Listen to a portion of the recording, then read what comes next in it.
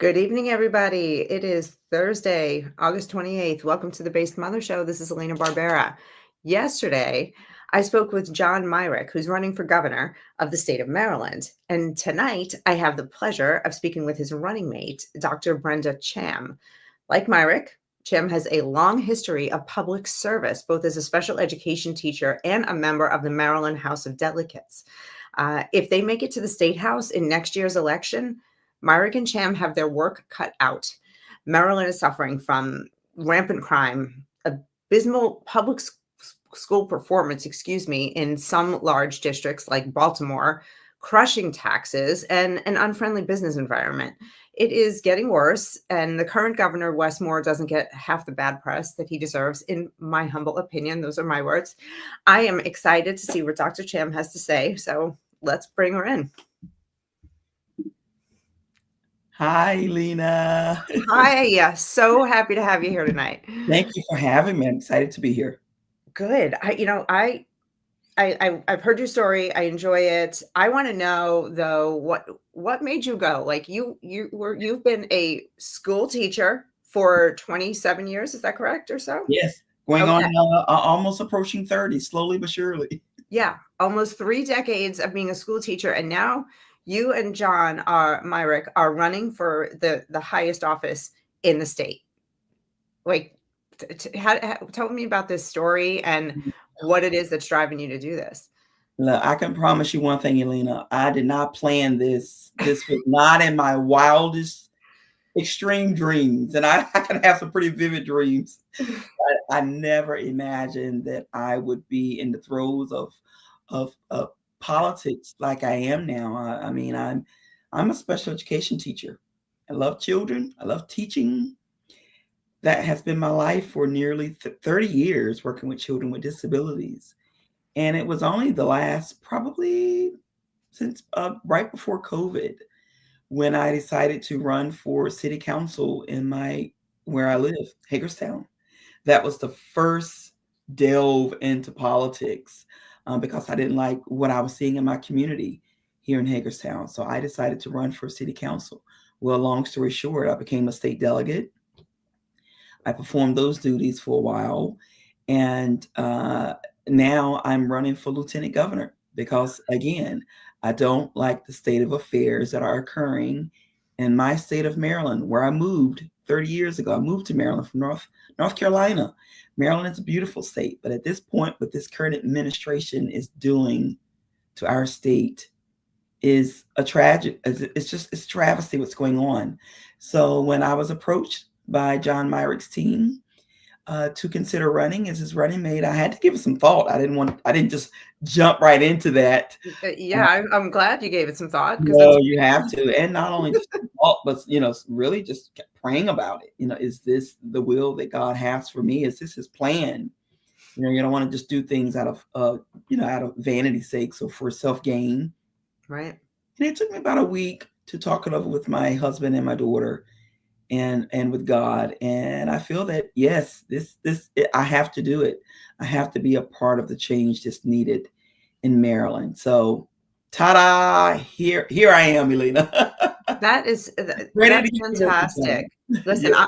I'm also a woman of faith, so hearing that you prayed about it is an encouragement. Absolutely. Because waiting for some guidance is always good when it comes to a major decision like this. We always talk, joke about, God doesn't tell you which avocado to pick up in the supermarket. That's right. But he trusts us with that. But the rest of it, we're supposed to take it to him. So that's super, super cool. It actually brings me to the first question. I have more questions about your background, but it brings me, talking about God, thinking about what happened yesterday in Minnesota. This Catholic school, the Annunciation School in Minneapolis, had this terrible tragedy with this deranged gunman who came and shot up these children while they were attending a mass. I read today that the doors of the church were all locked. That it seems like they tried to have some security measures in place. Right. To protect these children, but this person was so determined that he broke a window in order to shoot at the kids.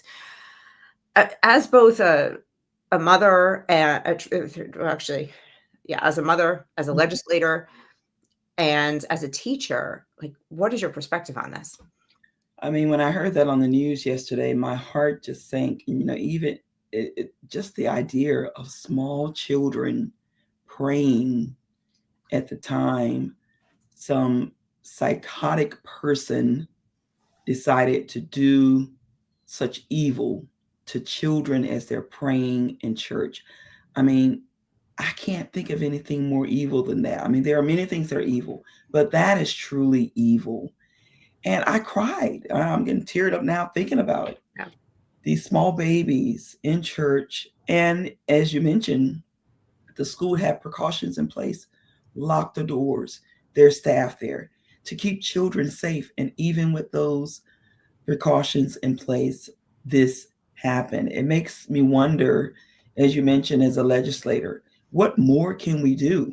What more can we do to protect children or people who are in church? As we really got to dig deep. And to be honest, when I really thought about what we need to do, it's really a mental health problem. The Yeah. person who committed this crime, I believe, the fact that they were born one gender and decided that they wanted to be a girl. To me, that's a mental illness going on there. And to go to this extreme to decide to take the lives of children, it's just it's sad, and it's just a sad state of affairs where we are. I don't think we need more gun laws as far as banning certain weapons or more background checks. We do that. Those things are in place. We've got to get to the root of this problem, which is mental illness. People Yes. who decide to do these things, I feel, or I think, maybe not diagnosed mentally ill, but there's some mental challenges going on there. Yes. I mean, I couldn't agree more. I mean, we know that this young man was diagnosed with depression, Mhm. anxiety. I mean, in his own writings, I mean, he admitted all of it, that he didn't want to live anymore, that it came out today that he said he didn't want to be trans anymore, so he was convinced into Oh, yeah, I didn't hear that. this Okay. delusion. He was convinced into a delusion that he could change into something he wasn't. He never did offload his depression and anxiety, and it wasn't the cure for those things, which we all know it would Mhm. never be. And yeah, I agree with you. We have a major mental health problem. RFK Jr. today made an announcement that he's investigating the medications that the Mhm. shooter was on, and he said this is how we're going to start looking at this to see how these medications are affecting Americans' minds. We're the most medicated society on earth, and look at how violent we've become. Yeah. Something's not right. So there's that, and I'm so glad you said all that. I think though that's going to be a longer problem that needs to be solved. And Absolutely. what do you think about school bolstering school security to keep our children as safe as we keep Absolutely. I mean, our you know, members of Congress? yes, absolutely. Yeah, I mean, the left, the Democrats are so busy with removing school resource officers from the school because they think that policemen portray this negative connotation to children. I mean, police are there to keep us safe. Yeah. We need to ensure that our children, staff, administrators, I as a teacher, I can't even fathom just today we had a minor lockdown, but it wasn't anything urgent. Just one of the teachers fainted. But just the idea when the principal came over the intercom system and said that there's a lockdown, we should remain in the classroom. And a small part of me thought, okay, what's going on? But you have to remain calm until otherwise known. But certainly, we need school resource officers in every school, and they need to be carrying a firearm to keep us safe. Yes. Yes. Mhm. And one more thing on this, back to the mental health. I just remembered Governor J.B. Pritzker in Illinois Oh, just yeah, I have that same reaction. yes. He now is saying that he's going to require every child to have a mental health evaluation in school. every single year. And while I agree with you that we need more mental health care, that sounds like a horrible idea to me, to have the Yeah. state doing it, and to have Yeah. especially a state like Illinois that is bent on pushing transgenderism on children, Yeah. pushing sexuality on children, having them get into kids' minds in a private setting Mm-mm. is just making the situation going to make the situation worse. Is there anything like that going on in Maryland? And where do you stand on that? No, I mean, some things, education needs to be education. Teaching reading, writing, math, history, social studies, civics, all those things, mental health issues, and things of that nature have to be left up to the parent. Let the parent decide. Certainly, if they're conferring with their child's teacher and the school staff, if there's some challenges going on at school that are of concern to the school or to the parent, then certainly parents have every right to have their child evaluated to determine if there's something going on there that requires more interventions and strategies in place. But I can't imagine, leaving that up to the school system or the state to evaluate every child, and that it's a determining factor if they attend school or not. No, I for some reason the Democrats will find a way for that to be abused, misused. Education, Absolutely. supporting that ideology of transgenderism and all that, it will find its way in that evaluative process. I just don't trust that. I don't trust that. Yeah, no, me neither. Me neither. And gosh, moving from the education system into the state house, I mean, I would imagine that your heart is going to stay in the education system, even though we'll talk about the other issues. I mean, Maryland has some budget problems and some crime Indeed, problems, yes. but it's to stick with education for just a moment. Like, where do you see there are the biggest gaps and the biggest opportunities? I mean, Baltimore, remember a couple of years ago, the number came out, 7% of kids in Baltimore were achieving grade level in mathematics. And then 2 years later, they got it up to 12%, and they celebrated it as if it was a win. That's just dismal. Though that was progress, it's still dismal numbers. Yeah, like what are you going to do? Like, or what will you encourage legislators and the State Department of Education to change? Because you're seeing it from the inside, so I imagine at least some of what's wrong. Absolutely. Being a classroom teacher, I mean, I lead reading groups and math groups for third, fourth, and fifth graders.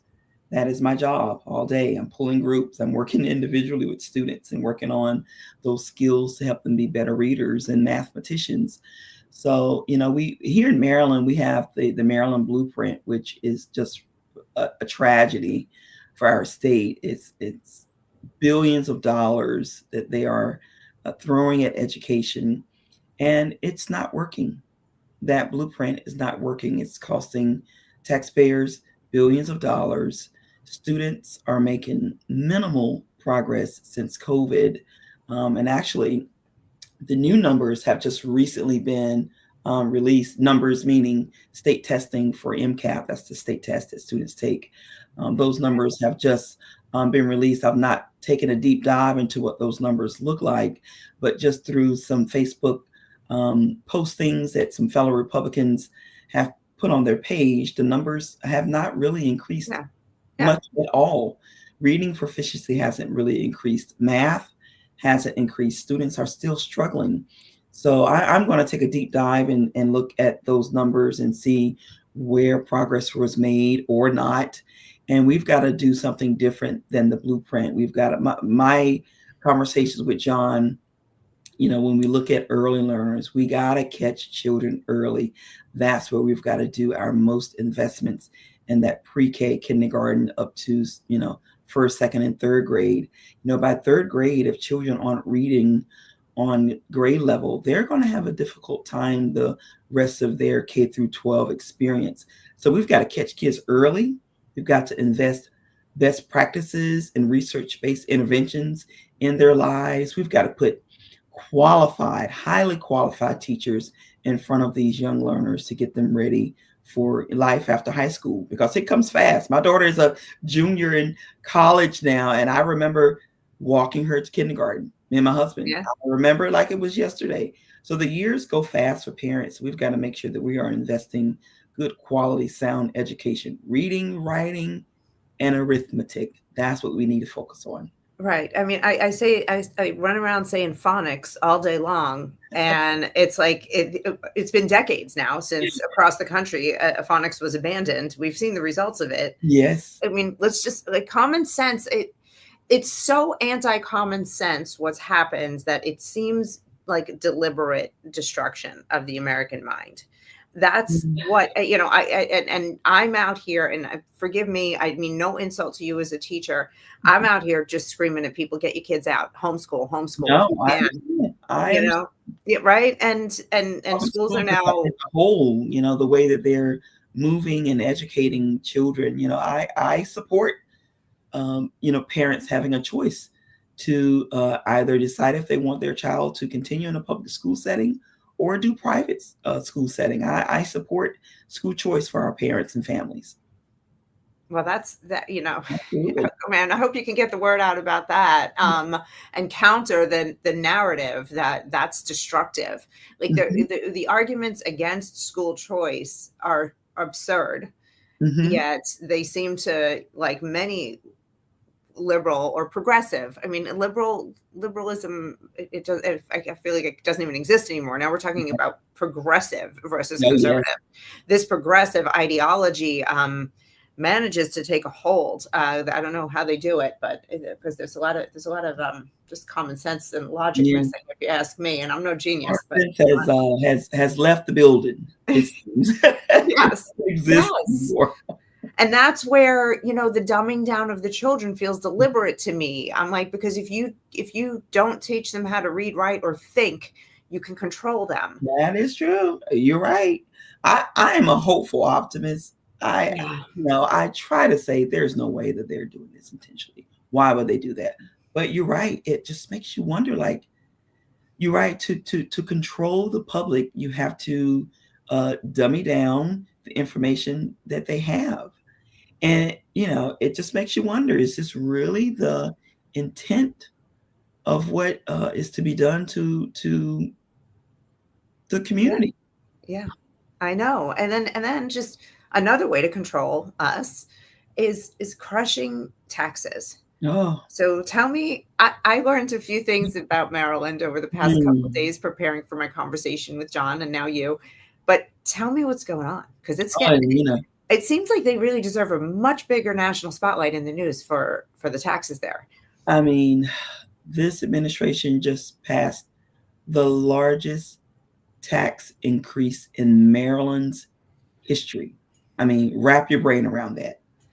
Since Maryland became a state, this So is the 200 and years plus, yeah, almost 250 years. Yeah. absolutely the largest tax increase in Maryland's history through taxes and fees. And I don't understand why people aren't in the streets protesting against this administration. And this is just it's impacting everyone. It's impacting the socioeconomically disadvantaged people who are poor, the families who are poor, the middle class. Everyone is impacted. Democrats, Republicans, independents. It crosses, all political parties. This tax hike, the fees, going to the MVA to register your car, that has increased. We do emissions testing here in Washington County. That has doubled. I mean, it's impacting everyone. It's I impacting everyone. Yeah, I think it was your running mate yesterday told me that the state of Maryland now to register your car is like $200, and so many people they can't afford it, so they are offering a payment plan The just the audacity to offer a payment plan. to register, just the simplest thing to register your To car. register your car, we'll give you a payment plan, which to me, that blatantly says we know that it is expensive. We know that it is high. We're sorry, but here's a payment plan. I mean, it's like a slap in the face to Marylanders. It really is. But the additional, the slap you get on the way out that I'm amazed by is if you say, I've had enough of this and I'm going to leave, I'm going to sell my house and leave, there's an exit tax that you Yeah. pay on the sale price Yeah. of the house, not even on your profit. Is that correct? That, to my understanding, someone mentioned that to me. We had a community event last week, and I am going to do a little bit deeper dive into that because I've seen it go across Facebook. That's true, but you can't believe everything you read on Facebook. So, Yeah. looking at Maryland, is there truly an exit tax for Maryland? I'm going to read into that because I've been told that there is, but I like to read things, straight from the Maryland government website to really look at that tax and understand if that is in fact true or not. Yes, and if it is, I'd run on that because it's like you're trapped. You Absolutely. can look at people and say, "You are trapped Yep. here. If you can't Damn, afford to stay stay, here, damn if you move. you can't afford to leave." It's just Mhm. it's really just very disheartening to see. I know that there are some government agencies that were going to be putting roots down, Mhm. or in Maryland, and now they're not, or ones that are leaving Maryland. And Right. the reliance on the federal government Mhm. jobs And is not at all. those should be just a nice to have, a plus, Absolutely. but not the backbone of Right. the economy. And that's the thing with these progressives. Everything, the backbone of everything is Your government. is living on other people's tax dollars. Mhm. Yeah. So So what are you guys talking about as far as, trying to make it an attractive Mhm. business Yeah. economy when they're We have to diversify the job sector. As you mentioned, we can't be so reliant on the federal government for jobs and funding.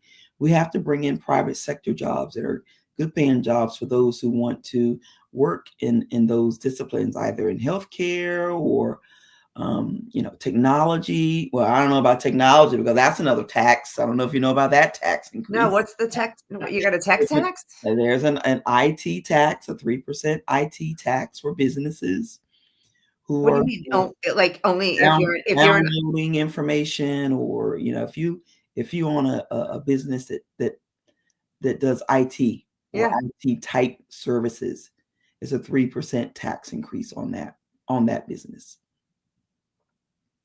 I uh, know. That doesn't They even make nickeling sense. nickeling and diming us from every end.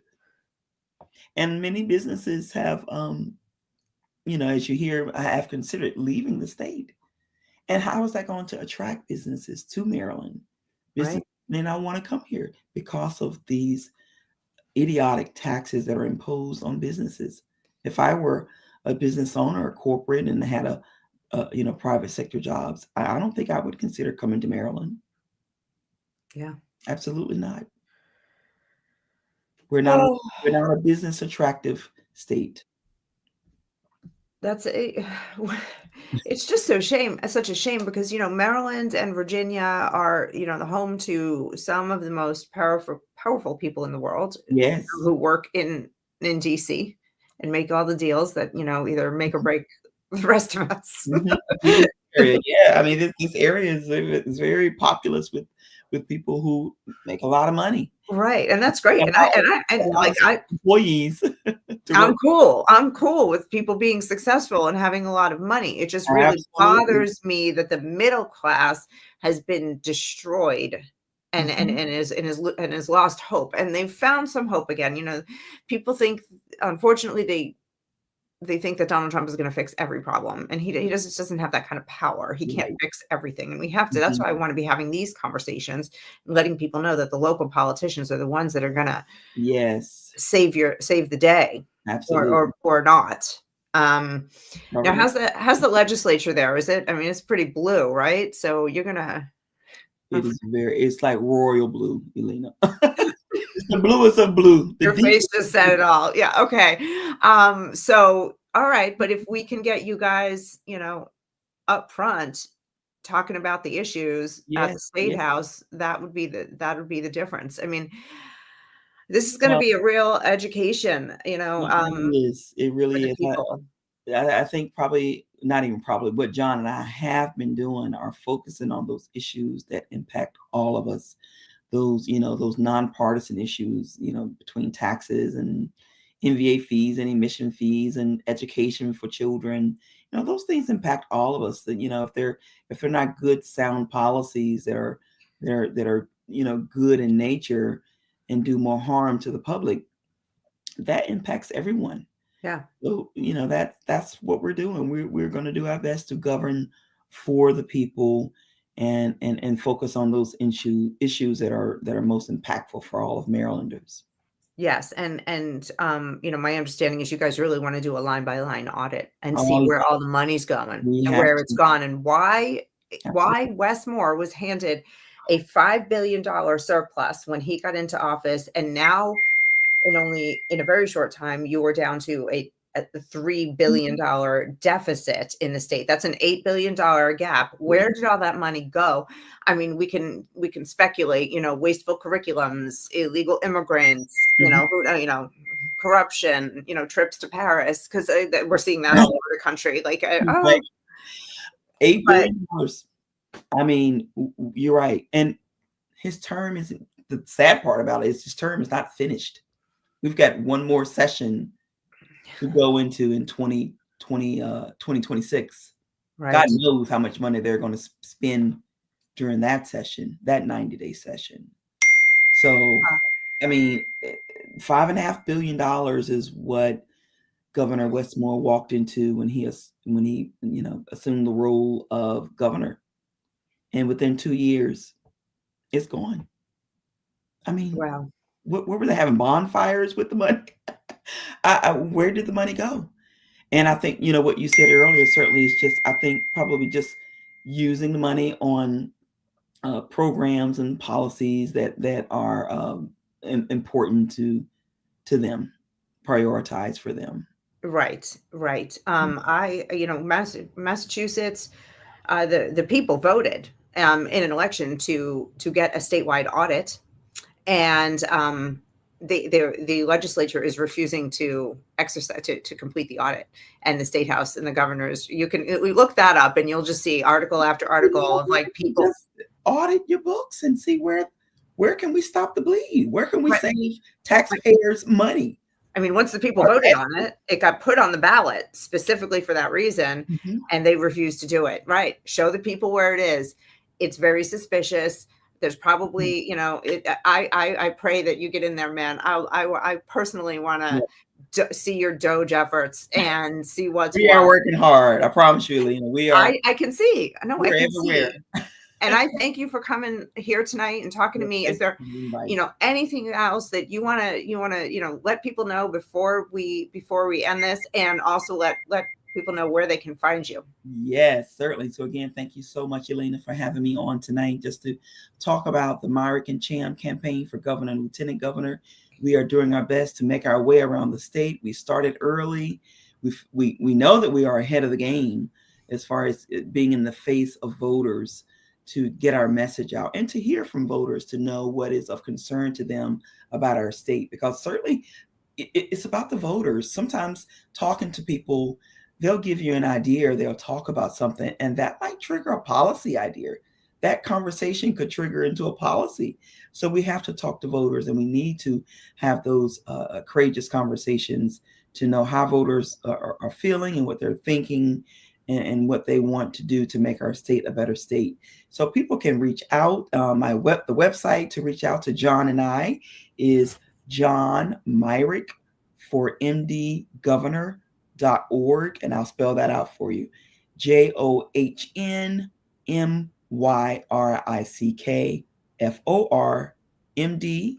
Governor.org. People can reach out to us to connect, to send us an email, of which we are very responsive, and to certainly donate.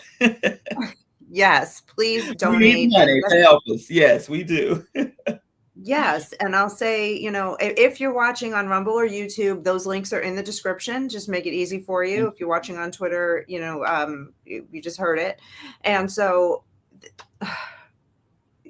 I just pray that people are, you know, are resonating with your message, is resonating with them, and that Yeah, they can see clearly through the crushing taxes and the crime. absolutely. Because Yeah, when people are just trying to survive, it's really hard to care about anything else. that's But true. what they need to care, because though the politics are the reasons that they're having such a hard time surviving. Yeah, And it's, you know, and it, you know, once you wake up to that, you realize that this yes. is, People got to make that connection. The we bad got to make, policies and my way of life are very relevant. yeah, no more saying, I'm everyone who has ever said politics doesn't affect me, I'm coming for you. We're going to figure this out together. I don't know a lot, but I'm learning, and you taught me a lot tonight. So thank you. Thank you, Lena. Thank you. Have a good night. Thank you, you too. Wow, she is cool. I could talk to her all night. Actually, I'm gonna make a point to meet her to meet Dr. Chan in person. Cham, excuse me. Anyway, guys, thanks for coming. Drop a sub, like this video, share this video. Let's get the word out about these cool candidates who are people coming, you know, just really disrupting their own lives to try to save this country at the local level. I'm loving it. Thanks again for coming. God bless you, and God bless America. Good night.